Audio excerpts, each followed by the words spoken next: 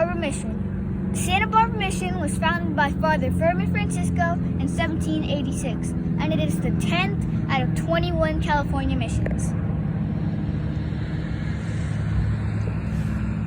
Father Furman Francisco de la Suen settled here to occupy the area and Christianize the Chumash people. The early mission buildings were log-style cabins with straw roofs. They later were made out of adobe and stone. Come on, let's see if we could find more history. El Camino Real bells were placed at each mission. They tell you the distance to the next missions both north and south. I learned that El Camino Real means the King's Highway. Known as the Queen of the Missions for its beauty, it is the only mission that has two identical bell towers. While strolling through the mission, the statues at the top of the church caught my attention. They represent faith, hope, and charity. The Moorish fountain sits at the entrance of the mission. It was built in 1808 by the native Chumash and was used as a water system. The water from the fountain flowed into the lavanderia, where the Indian women washed clothes.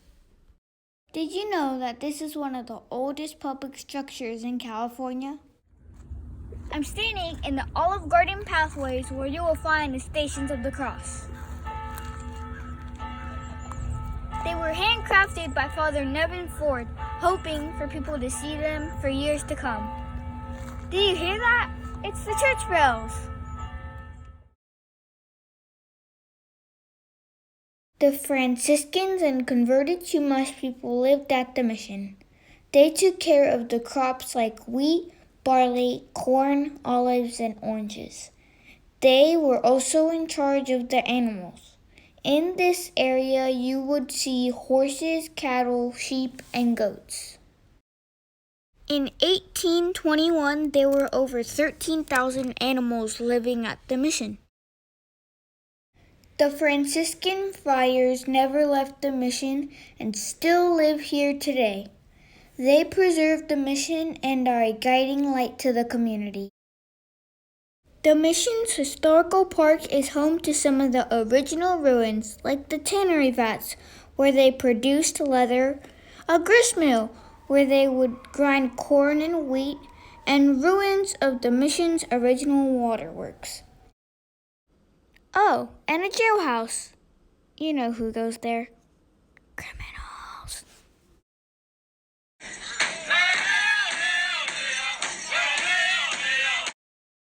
The Chumash people were a hunting, gathering, and fishing society. They were attracted to the mission by kindness and gifts. They were taught Spanish and then became translators. The first Chumash who lived here built their huts around the mission and later built adobe houses with tile roofs.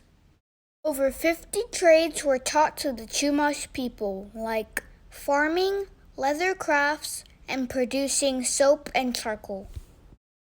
Stonework was an important part of mission life. They learned how to do flooring and construct reservoirs. Their daily life was controlled by the ringing of bells. Chumash people enjoyed painting and carving. An original centerpiece is in the Mission Museum. It's called a Chumash tabernacle. They were allowed to leave the mission to fish, visit their native village, or walk along the beach. Between 1786 and 1858, over 4,000 Chumash were baptized at the mission. As more Chumash people were converted, their coastal towns got smaller and eventually disappeared. While visiting the mission gift shop, I found a basket similar to the ones made by the Chumash people. These baskets were used for trading and are greatly admired for their history and beauty.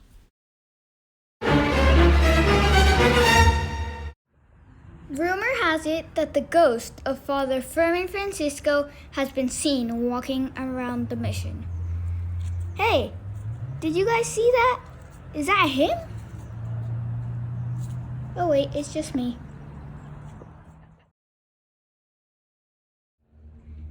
Thanks for tuning in. I'm in San Pedro, California. Back in 1793, a British explorer named George Vancouver met Father Furman. He was so impressed with him that he named our very own Point Furman Lighthouse after him. The Santa Barbara Mission stands tall and beautiful as ever, even after almost being destroyed by 2 earthquakes. If you have a chance, you should definitely come visit. Thanks for joining me at the Santa Barbara Mission. Back to you at the classroom, Miss Larzerman.